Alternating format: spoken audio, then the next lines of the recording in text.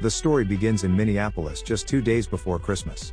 The hottest selling toy of all time is the action figure associated with the popular television show Turbo Man. A powerless superhero who uses the turborang and a jetpack, and is assisted by a saber-toothed tiger sidekick Booster. His arch-nemesis is a big-headed evil genius named Dementor who has his own boomerang in the form of a magnetic fist.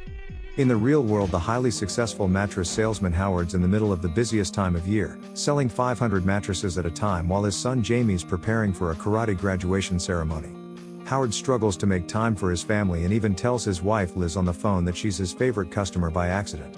While taking off from work to try make it to Jamie's graduation, he attempts to take an emergency lane and is busted by a motorcycle officer. Officer Hummell puts Howard through the regular checks, during which he misses his kid earning his purple belt. When he finally gets to the school, the place is empty and Howard returns home to pick up the pieces. On arriving, he finds the divorced neighbor Ted installing Christmas lights, claiming to be doing it out of kindness, but he's often taking Howard's place and attending events with Liz like the karate. Their kids are close friends, so he also organizes playdates between them, but mostly just to get closer to Liz in Howard's absence. Attempting to make amends with his son, Jamie doesn't want to hear it and goes to his room. The kid's an avid superhero fanatic and ignores his father's attempts to connect with him over his belt. Though he doesn't stay mad at him for long and begins begging his father to buy him the new Turbo Man action figure for Christmas, saying that anyone without one will be considered a loser. With the simple promise of a toy, the dad's back in his son's good graces and brags to his wife about their talk. Liz reminds Howard that she already asked him to buy one of the toys 2 weeks ago, so he pretends that he already did, an impossible task to perform now being that it's so close to Christmas. The next morning, Howard pretends to be picking something up from the office while intending to search for the coveted doll. On his way out, Jamie reminds him not to miss the Christmas parade as Turbo Man himself's expected to make an appearance. In the front yard, Howard's nearly attacked by a reindeer that Ted's named Ted. He purchased a Turbo Man figure for his own son a month ago and reminds Howard to put chains on his tires, but just because Ted said it, he's not going to do it. The first toy store Howard reaches is surrounded by a crowd of last-minute shoppers. Another father named Myron introduces himself and has come with the same intention of purchasing a Turbo Man for his son.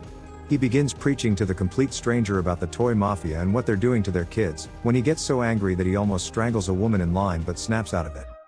The doors open and hundreds of shoppers flood the store, trampling the staff to get their plastic, but with all the Turboman shelves empty, Howard and Myron ask a staff member about their location but get laughed at. The two seem to be the only parents in the whole store who are unaware of how sought after Turboman is, and are offered Booster as a consolation. Angered by this, Howard threatens the salesman for information on a Turboman figure, so they mention a woman with a fur coat who just left with one. Turning on one another, Myron knocks him down and attempts to cut him out, but Howard uses a remote control car to trip him and gets ahead. He finds the woman and purchases the figure for 3 times the price tag, but it turns out to be just another pink sidekick as the real woman with the fur coat drives away with the prize. Howard spends the whole day driving around with no avail until running into Myron out front of another store. He wants to form an alliance to hunt down the figure, but a stranger calls out that a nearby store just got a late shipment of the red guy in. The two split up, but Howard reverses into Hummell's bike, getting himself a ticket and overtaken by the postman in his delivery truck. When Howard finally gets to the store, he waits in queue behind Myron, where they're handing out balls with numbers to raffle off the final Turboman figures. To cause some real chaos, the staff throw the balls in the air, sending the customers into a frenzy. Howard's bitten by a woman but eventually gets a number until Myron maces him, but soon he too is brought down by the savages and loses the ball. Howard chases after it through the mall, eventually landing him in a children's ball pit, getting him attacked by half a dozen mothers who chase him out of the play area for being a pervert. Without a number for the raffle, Howard resorts to a local criminal Santa, who is Tony the Elf, reveal in a hostage-style photo that they have a Turboman for sale. The desperate father drives them to their headquarters, protected by reindeer shepherds and armed Santa guards. Inside, dozens of Santas conduct their nefarious operation of supplying the world with happiness. After the Santas break down into a harmony together, Howard pays $300 for the Turboman, which turns out to be a counterfeit that speaks Spanish catchphrases and falls apart. For wasting his time, Howard uses Santa's beard to launch him across the room, activating the ninja Santas armed with candy chucks. Using a giant candy cane, Howard begins to defeat the swarming Santas until a giant one steps out to challenge him. He breaks the cane and a few knuckles on the Santa before getting uppercut off his feet. The giant then goes for another swing but sends mini Santa flying across the entire warehouse. Overwhelmed by the sheer number of redcoats, Howard saved when the police raid the building to break up the crime organization. Finding a novelty police badge, Howard poses as an officer and walks straight out the front door, as the Santas and elves are lined up and sent in for processing. Out of fuel and exhausted at his failure, Howard pushes his car to a diner and calls home, intending to tell Liz the truth.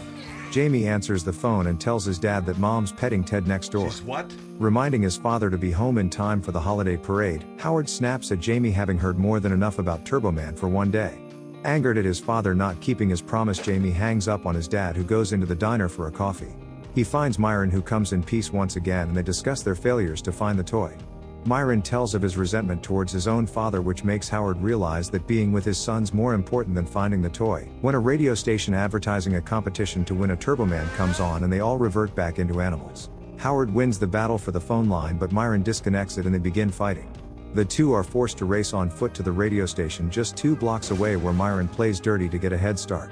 But with Howard running track and the mailman's Christmas deliveries weighing him down, the positions change as it looks like Jamie's the lucky kid.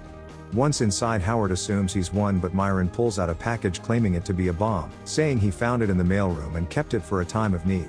During his wild antics, he drops the package, which turns out to be just a jewelry box. Before Howard belts him upside the head, the radio host reveals that the prize is simply a gift certificate and not the actual figure. So the two fathers' prerogatives coincide once again until the man informs them that he called the police. For the 3rd time, Myron bails Howard over to get a head start, but it doesn't pay off as police catch the both of them. Pulling another package from his satchel, Myron threatens the officers with the same trick and convinces them to all lower their weapons. They escape, leaving Hummell to claim to the rookies that he's seen these fake bombs before, but when he rips it open, the package explodes and all narrowly avoid being killed. Upon returning to his truck, Howard finds it stripped by car thieves possessing a very merry spirit.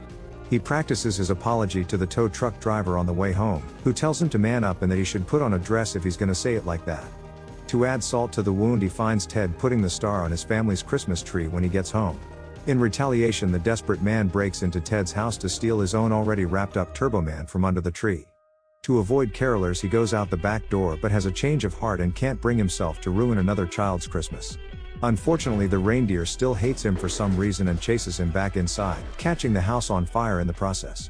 While trying to put it out, Howard kicks a burning statue through the window into the snow, alerting Liz to his deception and Ted to the break-in.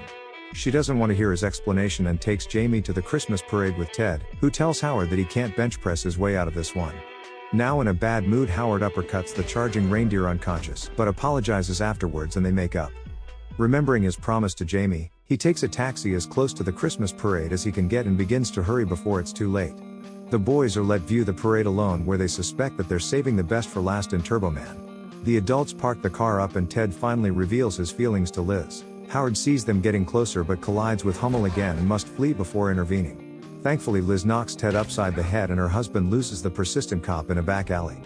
The chase leads Howard inside a storage room where he's mistaken for the Turbo Man actor's replacement, since the original guy's apparently in the hospital due to a jetpack malfunction.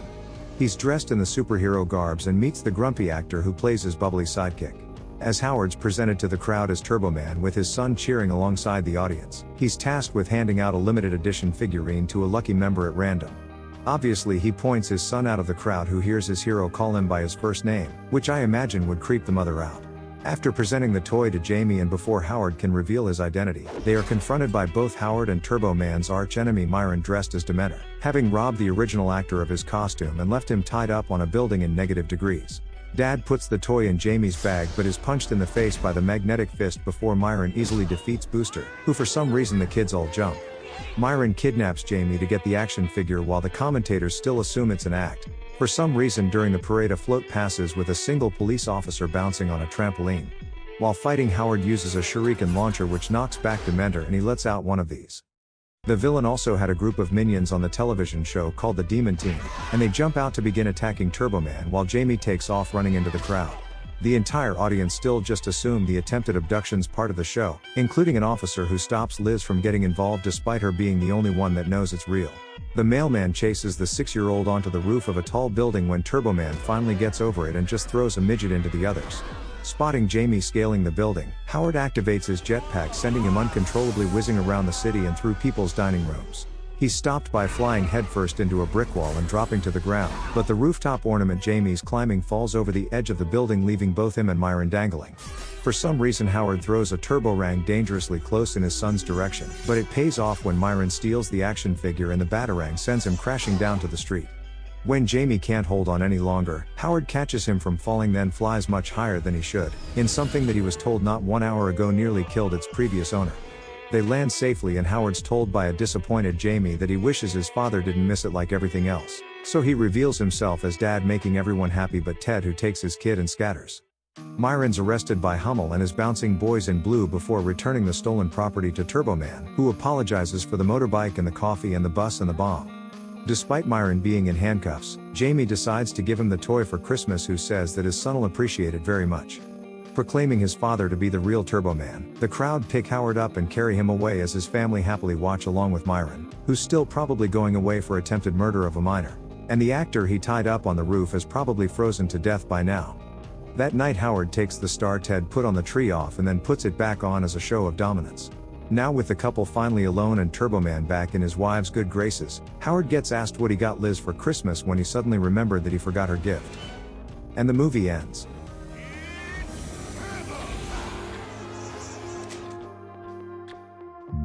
So you made it. I appreciate your time. I couldn't have done it without you. Tell your mother I said thanks.